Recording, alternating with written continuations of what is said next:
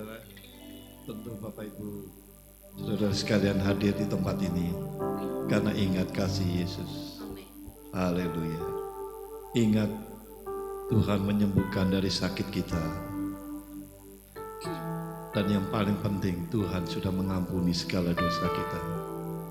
Itu adalah berkat yang luar biasa, ya. Pengampunan Tuhan itu pengampunan yang sempurna. Karena sekaligus Allah menyucikan hati dan pikiran kita dan santero hidup kita, ya. Ingat kasih-Nya yang mengubah hidupku, ingat kasih-Nya yang selalu ada. Amin.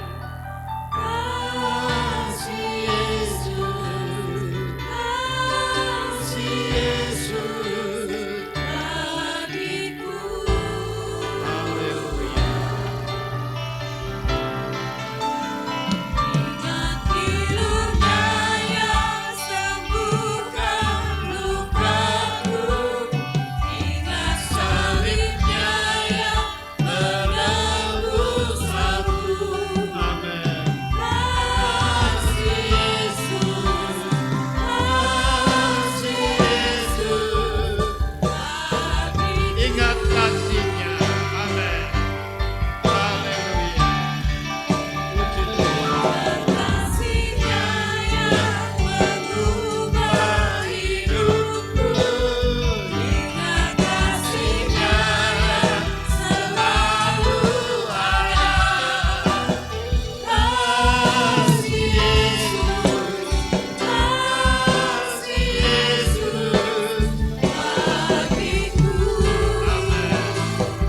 Haleluya. Ingat hidupnya yang sembuhkan lukaku, ingat salibnya yang menebus aku. Kasih Yesus, Kasih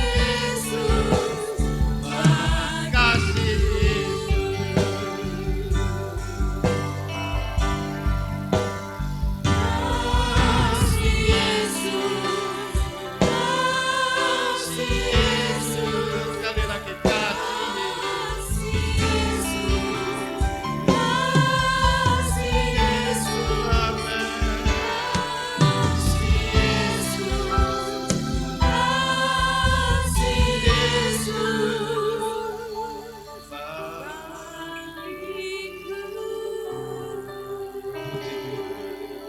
Haleluya.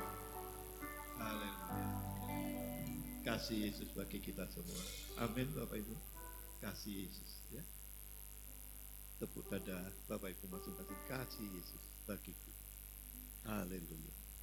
Kasih Yesus itu bagi kita sehingga kita bisa mengasihi saudara-saudara kita. Haleluya. PA malam hari ini akan dilayani oleh Om Marcel karena Bapak Gembala sedang drop lagi diare. Ya, kita berdoa supaya Bapak Gembala diberi kekuatan karena besok pagi subuh sudah berangkat ke Bengkulu, ya, tidak salah. Bengkulu ada pelayanan sampai hari Sabtu.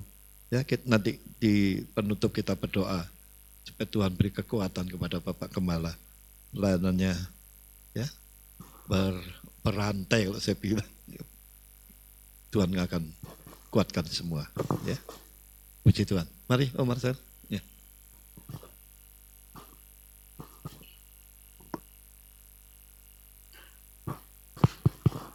Haleluya, puji Tuhan. Selamat malam Bapak Ibu Saudara. Bersyukur lagi kepada Tuhan karena kemurahan Tuhan. Ya, kita ada lagi sampai hari ini. Semua karena cinta Tuhan dalam kehidupan kita. Semua karena kasih Tuhan. Ya, kasih Tuhan yang menyelamatkan kita. Kasih Tuhan yang menghantar kita sampai di tempat ini, kasih Tuhan yang membuat kita ada, bisa dapat firman Tuhan, semua karena kasih Tuhan. Kita bisa mengerti firman Tuhan, Semua karena kasih Tuhan dalam kehidupan kita. Terima kasih kepada Bapak Gembala yang mempercayakan saya malam hari ini. Dan ya, sesuai dengan apa yang disampaikan Om Yoas tadi. Jadi tadi sekitar 4:30 sampai dari bandara langsung ke dokter. Ya, langsung periksa. Langsung ke dokter. Jadi Bapak Gembala tadi bilang, nanti kamu yang ini ya sampaikan firman. Oh siap. Selama hamba masih bernafas, ya apa yang dipercayakan ya harus iya ndak ada yang pengerja sudah bilang ndak mau Pak Gembala, bahaya itu. Kalau ada pengerja yang begitu sebelum dipulangkan memulangkan diri saja. langsung ini aja, out aja. Ya, selama Tuhan beri saya kesempatan melayani Tuhan, saya melayani Tuhan. Selama Tuhan beri kita nafas, bisa bergerak dengan kemampuan kita, layani Tuhan. Ya. Dimanapun Tuhan tempatkan kita, layani Tuhan. Ya. Layani Tuhan lewat di gereja, layani Tuhan di luar gereja. Saudara dipercayakan di dunia sekuler, semua harus ujung-ujungnya memuliakan Tuhan. Amin. Bukan cuma saja di gereja, tapi ketika kita di luar gereja, di kehidupan kita sehari-hari dengan aktivitas kita masing-masing, biarlah nama Tuhan dimuliakan lewat kehidupan kita, lewat pekerjaan, lewat apapun itu. Kita menceritakan tentang Tuhan kepada orang-orang lain, itu satu pelayanan. Kita bersaksi buat orang, kita ada semua karena kemurahan Tuhan. Kita tidak malu memperkatakan Yesus di luar sana, itu sama saja kita melayani. Memperhatikan orang-orang di luar, itu melayani Tuhan. Alkitab katakan, kalau kita melakukannya kepada orang-orang, firman Tuhan bilang apa? Kepada janda, kepada orang-orang yang membutuhkan uluran tangan, ya, fakir miskin. Alkitab bilang itu kita melakukannya untuk Tuhan. Ya, melayani Tuhan itu melayani Tuhan. Melayani Tuhan dengan benar-benar pribadi Tuhan, yaitu Alkitab juga katakan ketika ada seorang muda yang kaya, dia bertanya supaya dia hidup bisa sempurna. Dia sudah melakukan semua hal-hal keagamaan, hal-hal yang baik, tapi Alkitab bilang ada yang kurang. Jualah segala milikmu dan bagikanlah itu kepada orang-orang miskin dan ikutlah aku, firman Tuhan katakan. Jadi kita gereja Tuhan bukan sekedar jadi orang Kristen yang beribadah, ada ibadah, kita ibadah, pelayanan di gereja, di mimbar, memimpin pujian, pemain musik, atau singers, atau multimedia, ataupun di sound system, atau mungkin nanti gereja kita ada lighting. Bukan cuma di situ pelayanan kita, tapi yang Tuhan mau kita harus keluar. Kita akan melihat firman Tuhan di pengkhotbah. Biar Roh Kudus yang pimpin pemberitaan firman Tuhan di malam hari ini, ya. Pengkhotbah pasal yang ke-12 ayat yang ke-13 dan 14. Pengkhotbah pasal yang ke-12 ayat 13-14.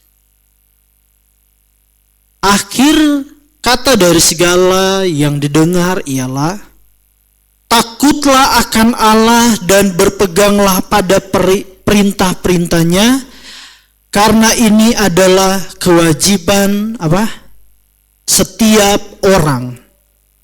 Sekali lagi ayat yang ke-13. Akhir kata dari segala yang didengar ialah takutlah akan Allah dan berpeganglah pada perintah-perintahnya, karena ini adalah kewajiban setiap orang. Ayat 14. Karena Allah akan membawa setiap perbuatan ke pengadilan yang berlaku atas segala sesuatu yang tersembunyi, entah itu baik, entah itu jahat. Ya.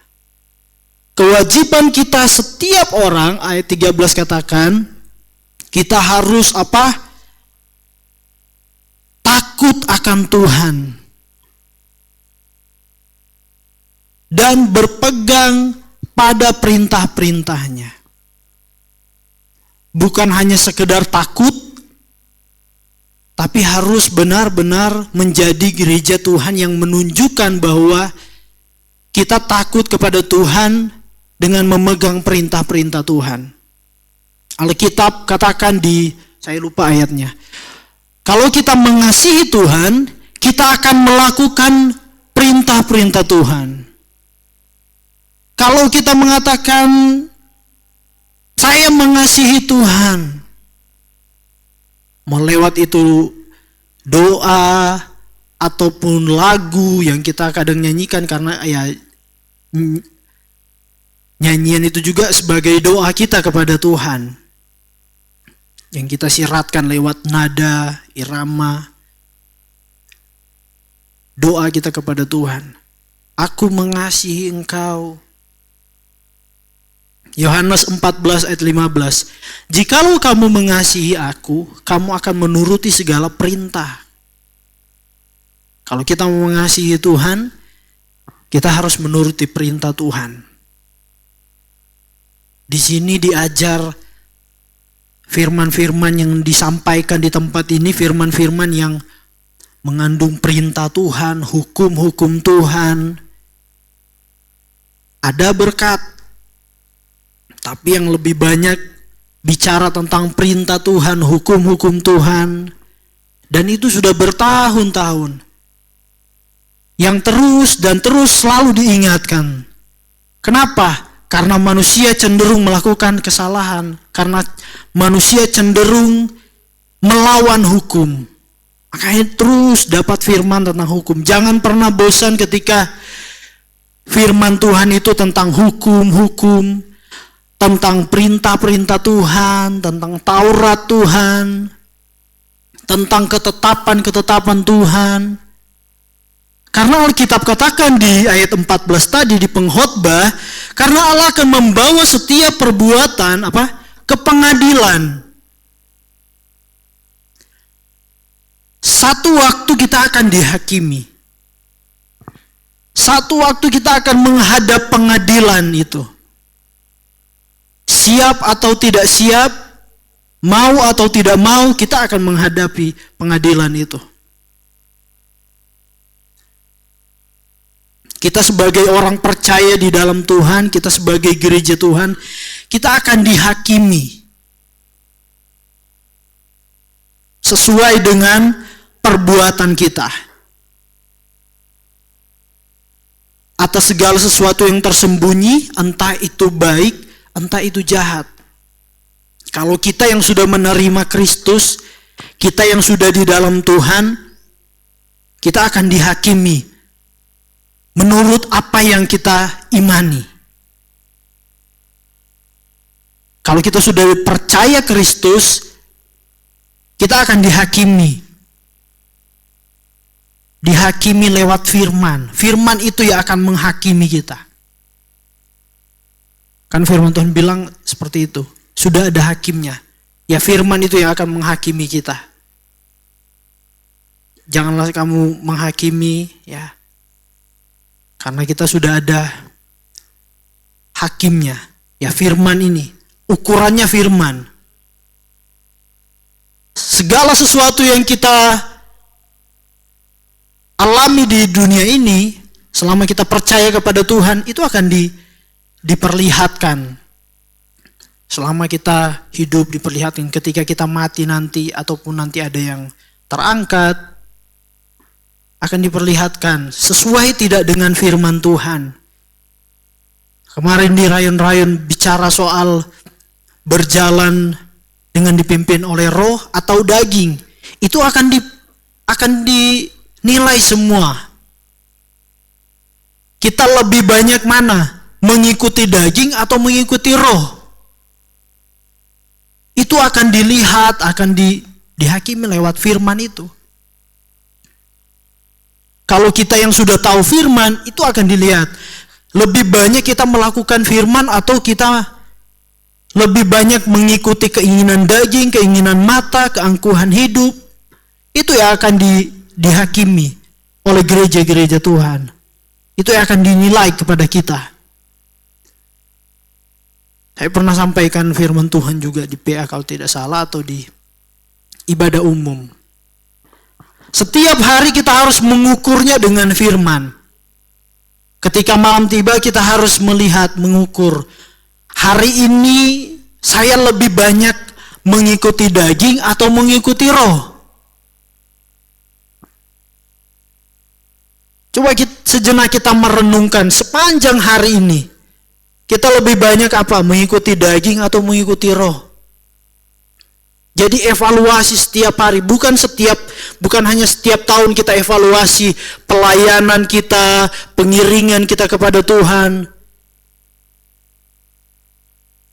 Bukan cuma sekedar kita evaluasi tahun ini saya banyak pelayanan di mimbar atau saya pelayanan di, bukan hanya di situ.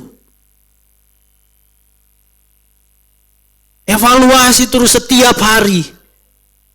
Saya berjalan menurut roh atau daging hari ini.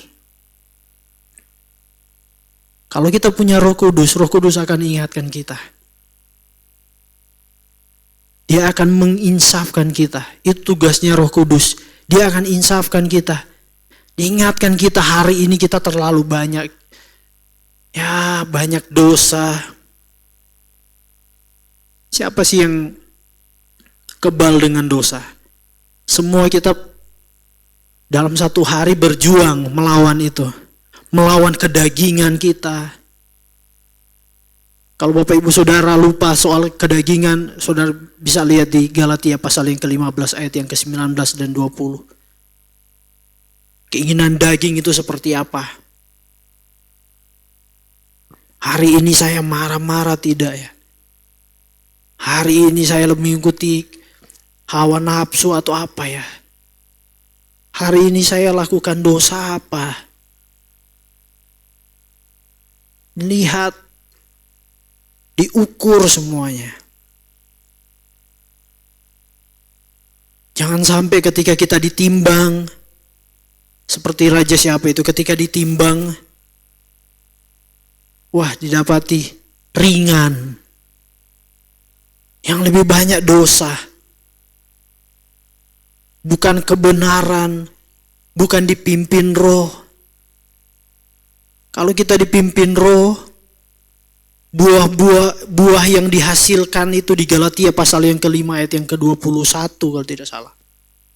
Dan seterusnya. Galatia 5 ayat 21.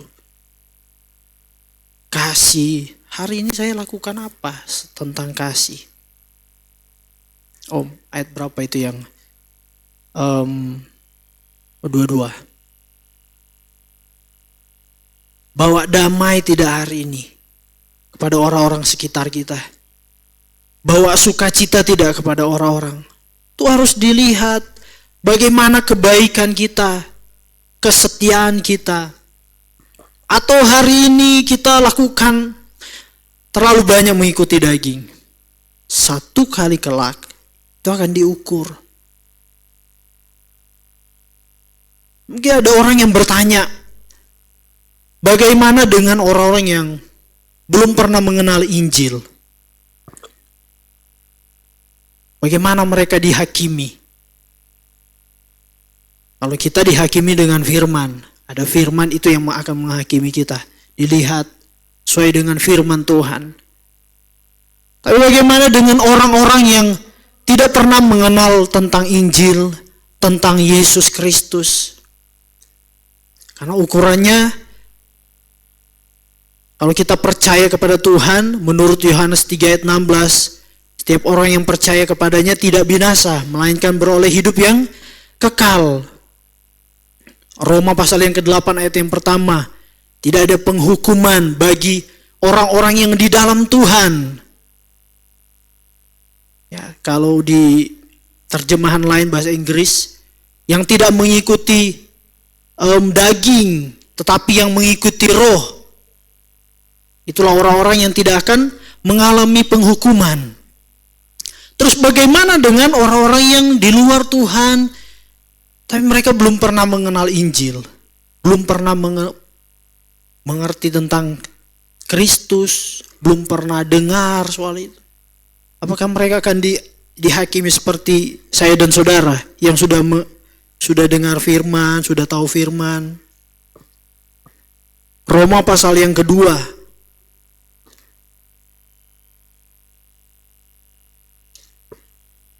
Karena ada orang yang bertanya, bagaimana dengan orang-orang yang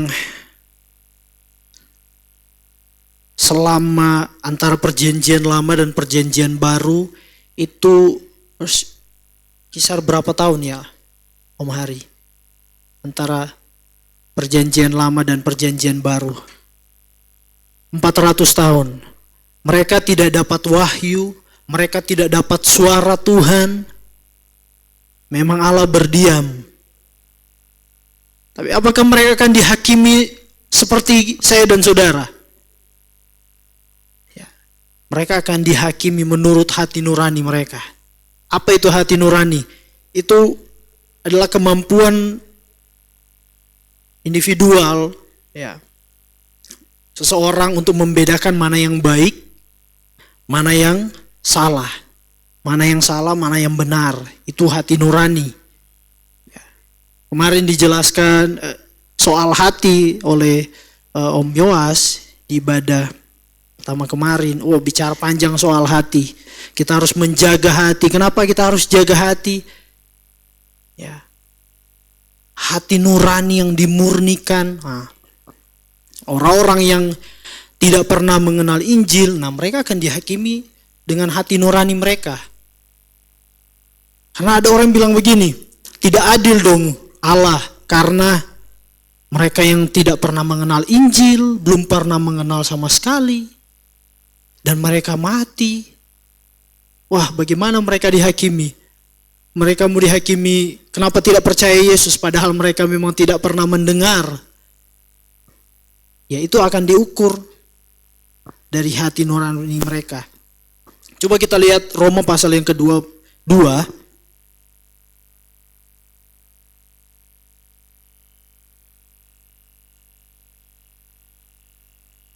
Mulai ayat yang ke-12 sampai ayat 16. Sebab semua orang yang berdosa tanpa hukum Taurat akan binasa tanpa hukum Taurat. Dan semua orang yang berdosa di bawah hukum Taurat akan dihakimi oleh hukum Taurat. Karena bukanlah orang yang mendengar hukum Taurat yang benar di hadapan Allah, tetapi orang yang melakukan hukum Tauratlah yang akan dibenarkan.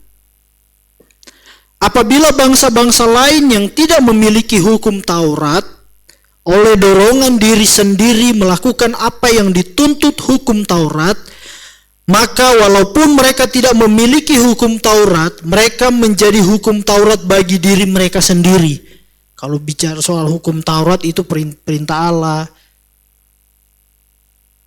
10 hukum. Jadi kalau mereka tidak ada hukum Taurat, dulu tidak ada hukum, yang dinilai ya hati nurani mereka. Yang dinilai mereka ini, kalau mereka pikir sesuatu yang baik tapi mereka tidak lakukan, ya itu salah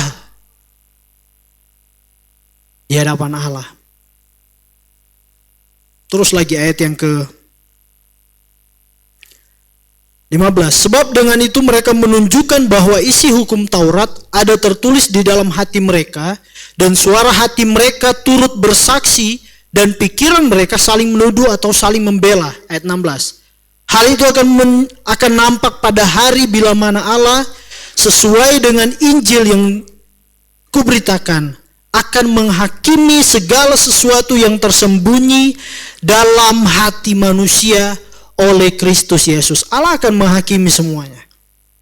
Mau dia orang yang di dalam Tuhan, orang yang di luar Tuhan, orang yang pernah menerima hukum Taurat, orang yang pernah menerima firman, itu semua akan dihakimi oleh Allah. Oleh Allah kita yang hidup. Kalau orang-orang yang percaya kepada Kristus akan dihakimi oleh firman itu.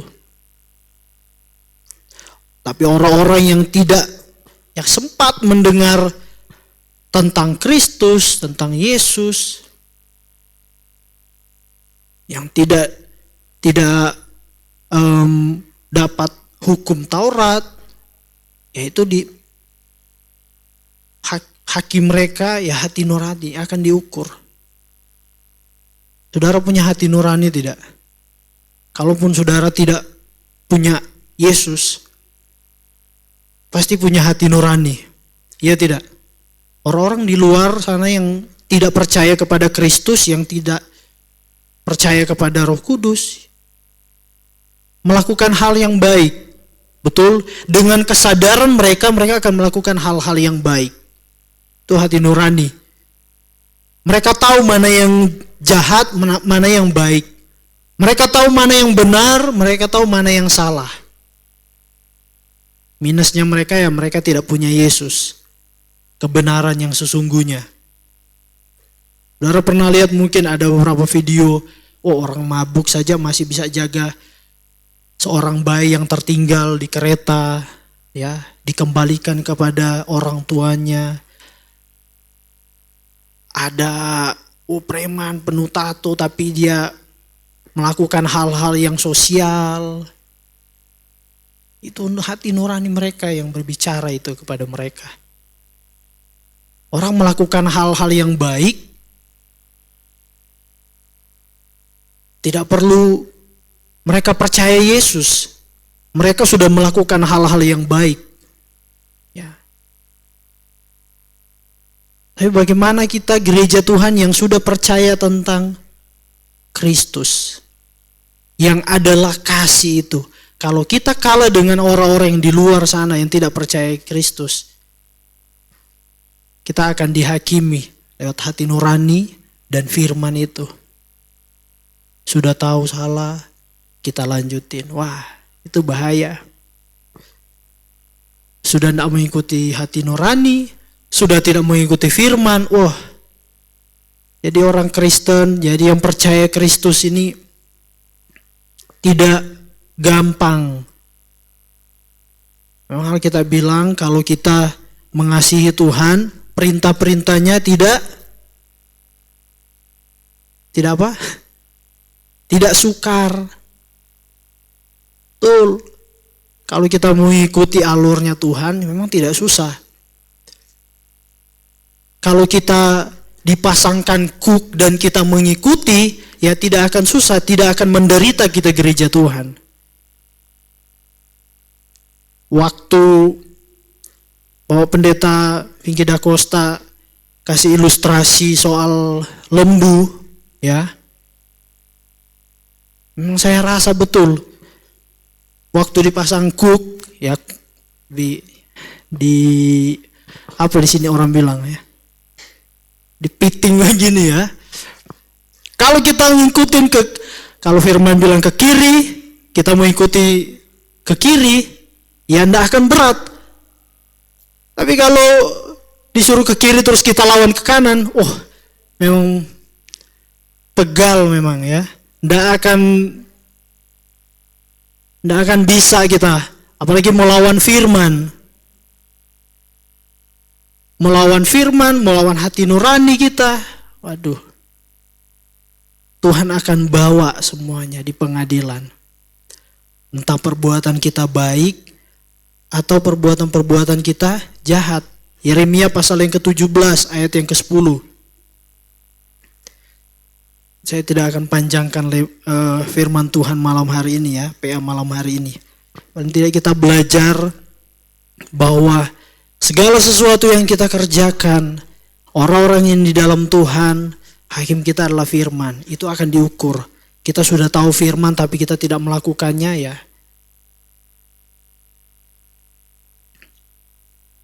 Yeremia pasal yang ke-17 ayat yang ke-10.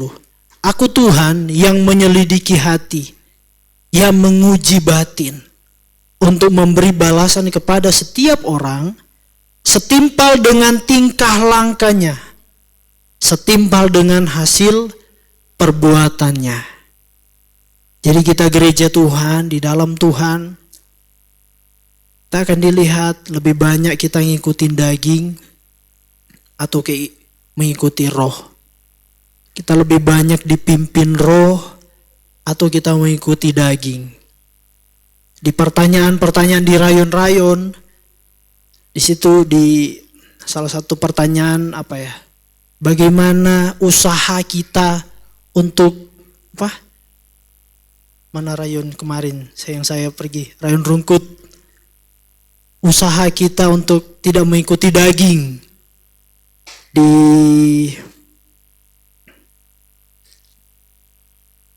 mana itu ayatnya?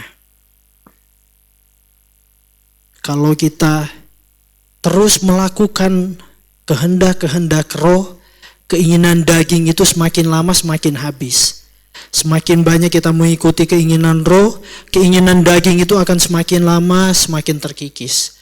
Semakin lama semakin terkikis. Tapi kalau kita ikutin daging, ikutin roh, ikutin daging, ikutin roh, jangan sampai terjadi kepada jemaat Laodikia. Tidak panas, tidak dingin. Akan dimuntahkan kita ini. Lebih baik kalau mau panas, panas sekalian. Kalau mau dingin, dingin sekalian. Kalau mau ikutin roh terus. Dipimpin roh terus. Kalau mau ikutin daging, sekalian ikutin daging. Karena rugi.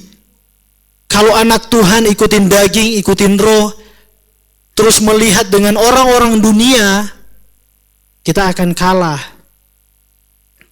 Nanti orang lihat, saya kok di dalam Tuhan, bergereja, melayani Tuhan. Tetapi kenapa orang di luar sana lebih sukses? Ya karena kita mengikuti daging, mengikuti roh, mengikuti daging, mengikuti roh. Sekalian orang di luar sana yang tidak mengikuti roh, mereka betul-betul pakai kuasa-kuasa, mereka pakai kekuatan, kemampuan mereka, dan mereka berhasil. Sekalian, daripada setengah-setengah, suam-suam kuku. Wah, orang Manado bilang lau-lau, ndak panas, ndak dingin. Jadi kalau mau dingin, dingin sekalian, kalau mau panas, panas sekalian. Kalau mau dipimpin roh, sekalian terus dipimpin roh. Amin. Puji Tuhan. Tuhan akan bawa kita, setiap orang, perbuatan-perbuatan kita akan dilihat. Kita mengikuti firman atau mengikuti kedagingan kita. Tuhan Yesus memberkati kita. Biarlah firman Tuhan yang singkat di malam hari ini kembali mengingatkan kita bahwa setiap kita gereja Tuhan akan menghadap pengadilan kekal, akan dihakimi kita gereja Tuhan. Sebab itu biarlah kita terus evaluasi setiap hari, kita ini dipimpin roh atau kita ini dipimpin daging. Setiap hari, jangan nanti setiap tahun, jangan nanti setiap bulan baru kita evaluasi. Jangan nanti tunggu 1 tahun, pergantian tahun baru dilihat. Kalau kita tidak sampai akhir tahun gimana? Kita tidak tahu, maut itu bisa datang kapan saja. Ya, kita bisa dipanggil kapan saja. Kita tinggal menunggu antrian. Mau tahun ini, tahun depan, mau besok, bulan depan, atau bulan berikutnya kita tidak tahu. Hidup manusia ini hanya seperti uap yang sebentar ada, sebentar hilang. Kita ini hanya selangkah dengan maut. Ukur terus setiap hari, evaluasi terus dengan firman Tuhan. Tuhan, hari ini saya banyak ikutin roh atau ikutin daging.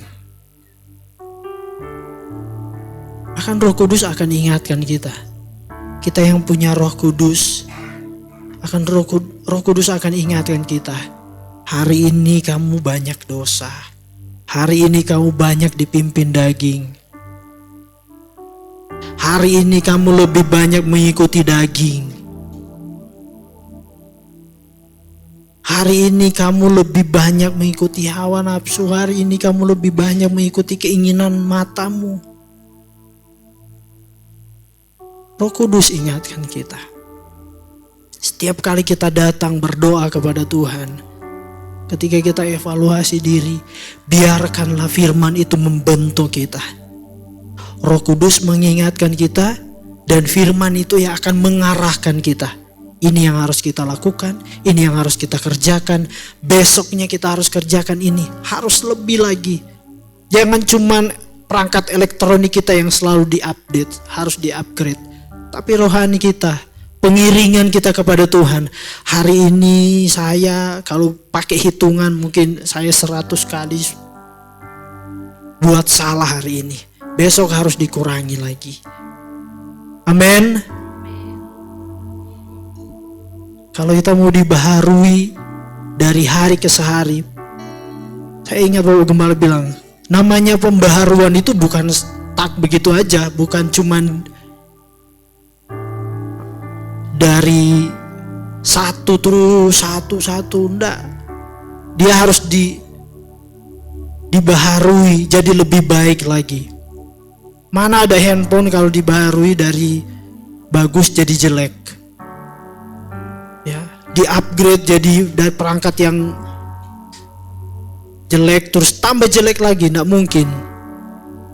Harus lebih bagus lagi. Jangan cuma kemampuan kita melayani di atas mimbar harus di-upgrade, enggak. Tapi pengiringan kita kepada Tuhan. Ada nilai-nilai rohani yang harus kita pertanggungjawabkan setiap hari. Amin. Setiap hari. Sekali lagi, setiap hari itu yang harus kita lihat. Sebab itu, minta Tuhan supaya Tuhan terus ubahkan setiap hati kita. Hati nurani kita ini harus terus dimurnikan. Dimurnikan lewat apa? Lewat firman. Karena kalau cuman sekedar hati nurani, ya orang di luar sana yang tidak kenal Tuhan, yang tidak percaya Kristus, mereka juga melakukan hati nurani yang lebih baik. Tapi kita yang di dalam Tuhan, biarlah hati nurani kita terus dimurnikan lewat firman itu. Amin.